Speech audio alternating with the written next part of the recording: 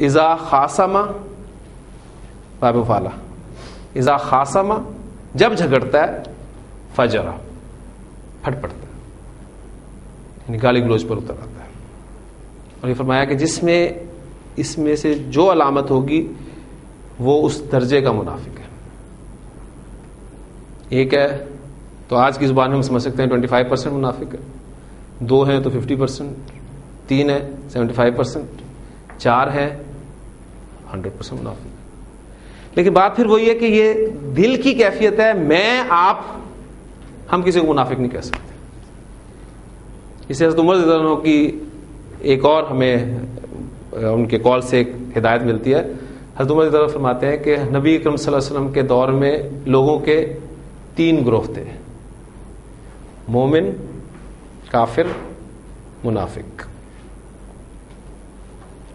آپ صلی اللہ علیہ وسلم کے بعد 2 گروہ رہ گئے: مومن اور کافر. منافق ختم ہو گئے؟ ختم تو نہیں ہوئے نا، زیادہ ہو گئے تھے. آپ کسی کو منافق نہیں کہہ سکتے. منافق ہیں لیکن اب آپ کو حق نہیں ہے کسی کو منافق کہنے کا. ہاں آپ اپنا جائزہ لیں. بالکل اسی طرح جس طرح یہ بات مجھے سمجھ میں آئی تھی. ایک مرتبہ میں ایک ہاسپٹل میں گیا تو وہاں پر آپ کو پتہ ہے کہ اکثر بیماریوں کے حوالے سے بڑے بڑے چارٹ انہوں نے لکھے ہوتے ہیں کہ اگر آپ کی عمر 30 سال سے زائد ہے اور آپ میں یہ ہے یہ ہے یہ ہے تو آپ کو یہ ہے.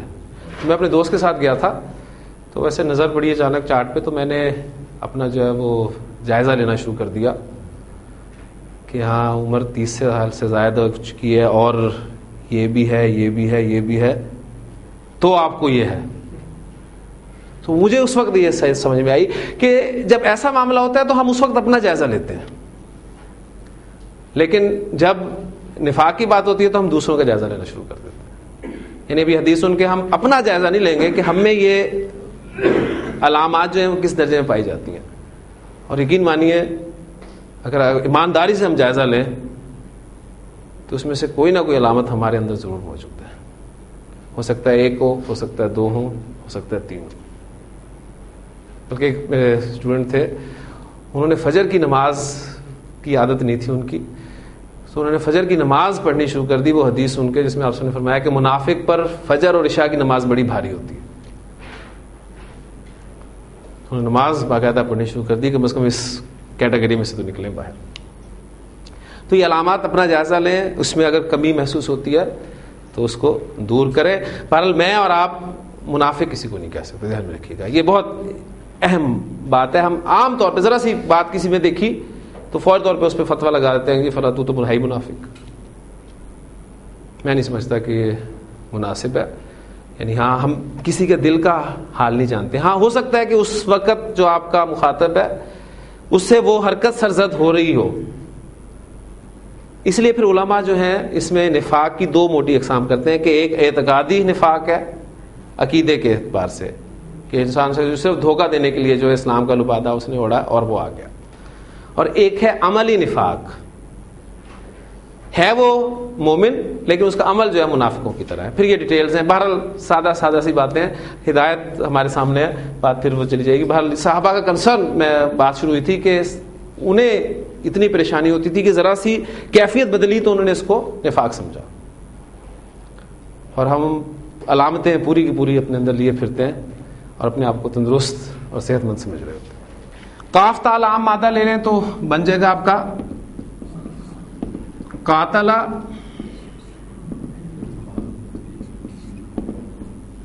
یقاتلو. قاتل یقاتلو مقاتلتن یا قتالن. قتال فوری طور پہ آپ سامنے آ جائے گا. کاف تا لام مادہ جب آپ نصرہ سے استعمال ہوتا ہے قاتل یقتلو تو اس کے معنی ہوتے ہیں قتل کرنا، ٹھیک ہے. اور جب یہ باب مفعلہ میں استعمال ہوگا قاتل یقاتلو تو اس کے معنی ہوں گے لڑنا، جنگ کرنا، لڑائی کرنا. جنگ کرنا کے معنی میں استعمال ہوتا ہے قاتل یقاتلو، ٹھیک ہے. ان اللہ یحب الذین یقاتلون فی سبیلہ. اللہ تو ان سے محبت کرتا ہے جو اس کے راستے میں جنگ کرتے ہیں. یقاتلون فی سبیلہ، اور کس صورت میں؟ صفن، صفے باندھے ہوئے، کانہم بنیان مرصوص، گویا کہ وہ سیسا پلائی ہوئی دیوار ہے، بڑی مضبوط جو ہے وہ مربوط قسم کی دیوار. تو قاتلا یقاتلو قتالن، جنگ کرنا کے معنی میں. اب آ جائیں تھوڑا سا، یہ سارے جو میں نے ایگزامپلس دی تھی آپ کو، یہ صحیح افعال کی ایگزامپلس دی تھی، اور بھی بے شمار ایگزامپلس آپ کو مل جائیں گی قرآن مجید سے. تو اس سٹیج پہ صرف آپ کو یہ بتانا ہوگا کہ جی یہ مادہ ہے اور یہ باب ہے. کام آپ نے صرف یہ کرنا ہے کہ مادہ اور باب دینے کے بعد اس کا ماضی مضارع کا صیغہ بنانا ہے، ٹھیک ہے، اور باقی گردانیں الحمدللہ آپ کو آتی ہیں، کچھ خصوصیات آپ کے سامنے ہوں گی، تو انشاءاللہ تعالی یہ سیکھنے والی بات اسی طرح چلے گی. بات آپ کے ایک ساتھی کی واقعی بڑی اچھی تھی کہ اگرچہ یہ آسان ہے لیکن اتنا بھی آسان نہیں ہے کہ ہم اسے 3 ماہ میں مکمل کر لیں. ٹھیک ہے، کام واقعی یہ چاہتا ہے، وقت چاہتا ہے، کیونکہ ایک دن کے لیکچر میں آپ کو صرف کانسیپٹ ہی دے سکتا ہوں، کچھ ایگزامپلس کرا سکتا ہوں. باقی ظاہر بات ہے جب اسے باقاعدہ آپ ایک سلیبس کے طور پہ پڑھیں گے اور آپ کو پتا ہوگا کہ ہم نے کرنا ہے، پھر اس کا ایگزام بھی ہے، یہ بھی ہے، وہ بھی، سب چیزیں ساتھ ہوں گی، تو پھر انشاءاللہ تعالی باقی پھر آپ کی محنت ہے. میں آپ کے سامنے موجود ہوں اللہ تعالیٰ کی نعمت بیان کرنے کے لیے، خاص طور پہ کہ باقاعدہ کوئی اس قسم کا وہ طریقہ کار میں نے اختیار نہیں کیا جو آپ لوگوں کے ذہن میں ہے کہ اس میں پورا سالوں چاہیے، اس میں یہ ہو وہ ہو سب چیزیں. یہ کوئی خاص اللہ کا فضل ہے آپ کہہ لیں. لیکن اس کے علاوہ بھی ایگزامپلس بہت ساری ملتی ہیں. میرے کچھ اسٹوڈنٹس ایسے ہیں جنہوں نے صرف ایک کلاس ہی پڑھی ہے اور ایک کلاس پڑھنے کے بعد اگلی کلاس میں وہ پڑھانے کے لیے سامنے آ گئے. ایسے بھی اسٹوڈنٹس ہیں. تو اللہ سے بات صرف ہے طلب کرنے کی، مانگیں. دنیاوی طور پر تو ہم کوشش یہی کرتے ہیں، اپنے آپ کو کبھی پیچھے نہیں سمجھتے، ہم یہ بھی کر سکتے ہیں، یہ بھی کر سکتے ہیں، یہ بھی کر سکتے ہیں. بلکہ آپ کے سامنے جب بات ہوئی تھی صاحب کے ساتھ، تو میں اکثر اپنے ایک دوست کا وہ واقعہ میرے ذہن میں آیا تھا. وہ اپنے کسی بزنس ڈیل کے لیے کسی صاحب کے پاس گئے تھے اور اپنی پروڈکٹ کے حوالے سے وہ ایسی باریکیاں ان کے سامنے بیان کر رہے تھے کہ میں حیران ہو رہا تھا. یعنی اس کی بالکل وہ جو را میٹیریل تک وہاں تک پہنچے ہوئے تھے. تو میں اس وقت سوچ رہا تھا کہ یہ جو الفاظ کا را میٹیریل ہے، یعنی وہ جو 3 حروف پر مشتمل مادہ، اس تک پہنچنا ہمارے لیے بڑا مشکل ہے. لیکن اصل بات وہی ہے آپ کی اپنی انٹرسٹ کی اور آپ کی انوالومنٹ کی، کیونکہ ہمیں پتہ ہے کہ اس میں ہم گھسیں گے تو ہمیں کچھ حاصل ہوگا. اس میں گھسیں گے کیا حاصل ہوگا؟ بظاہر، مطلب یہ بظاہر والی بات باقی بالکل ٹھیک ہے.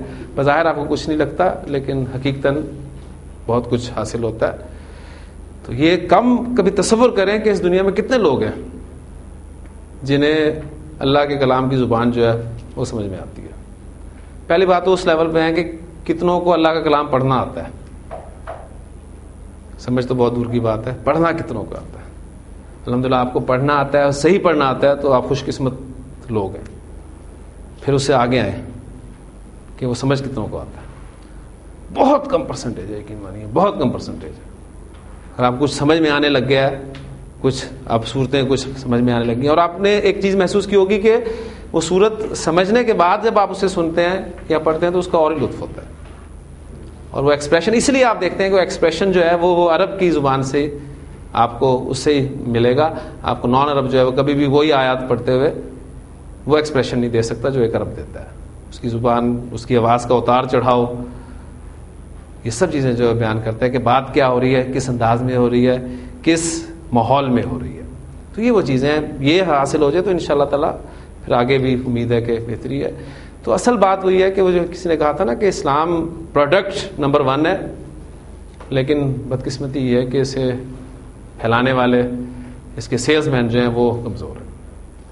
باقی پروڈکٹس ساری 2 نمبر ہیں، لیکن اسے پھیلانے والے جو ہے 2 نمبر اس سینس میں، اس کے مقابلے میں 2 نمبر. ویسے تو ظاہر بات ہے وہ بھی 1 نمبر ہو سکتی ہیں، لیکن اس کو پھیلانے والے، اس کو پہنچانے والے جو ہیں وہ اس کے لیے دن رات کھپا رہے ہیں.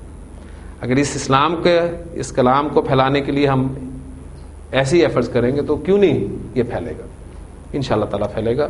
تو اپنے آپ کو پیش کریں اللہ کے سامنے، اللہ کے سامنے پیش کریں. اللہ نے آپ کو اگر چن لیا پھر انشاءاللہ تعالیٰ آپ کے لیے بھی آسانی ہوگی.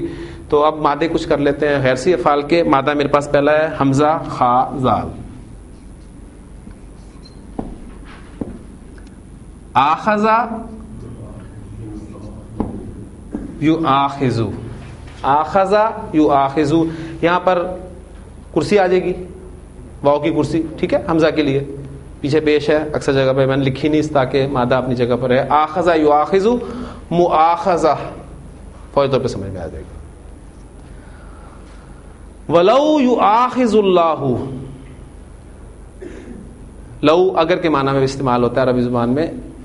وَلَوْ يُؤَاخِذُ اللَّهُ النَّاسَ، اگر اللہ لوگوں کا مؤاخذہ کرتا، لوگوں کی گرفت فرماتا، بِظُلْمِهِمْ، ان کے ظلم کی وجہ سے، تو مَا تَرَكَ عَلَيْهَا مِن دَابَّةٍ، تو اس زمین پر ایک بھی جاندار نہ چھوڑتا. یہ تو اس کی غفوری ہے، رحیمی ہے کہ وہ یؤخرہم، اخرا یؤخر، تاخیر کرنا، ڈھیل دینا، مہلت دینا، وہ انہیں مہلت دیتا ہے. ٹھیک ہے، تو آخذا یؤاخذ، مؤاخذہ، مؤاخذہ کرنا، گرفت کرنا، پکڑ کرنا. پھر اس کے بعد مادہ آپ لیں ہا جیم جیم، یہ آپ کا محموز تھا. اسی پیٹرن کو سامنے رکھتے ہوئے کچھ ایگزامپلز میں دوں گا، سارے غیر سے افعال کرنے ممکن بھی نہیں ہے. ہا جیم جیم، ہا جاجا، یحاججو، ہا جاجا یحاججو، مصدر کے چکر میں نہ پڑے. ہاں جی، اب دیکھیں یہ مضاف ہے اور مضاف میں ہم دونوں حروف کو مرج کرنے کی کوشش کرتے ہیں. اس کے لیے ہم دیکھتے ہیں دوسرے حرف کو کہ اگر وہ حرکت والا ہے تو مرج ہو جاتا ہے. بس مرج کرنے کے لیے اس سے پچھلے والے کو ہمیں ساکن کرنا ہے، اور اس کو ساکن کرنے کے دو صورتیں ہیں. یا تو اس کی حرکت پیچھے ٹرانسفر کر دیں اگر پچھلا ساکن ہے، اگر پچھلا ساکن نہیں ہے تو اس کی حرکت کو زبردستی ہٹا کر دونوں کو مرج کر دیں. اب پچھلا ہم ساکن نہیں کہہ سکتے، وہ الف ہے، اصل میں ساکن علامت سکون نہیں ہے، اس لیے اس کو ہم زبردستی ہٹائیں گے حرکت. تو یہ آپ کا بن جائے گا پہلی سٹیج پر حاجہ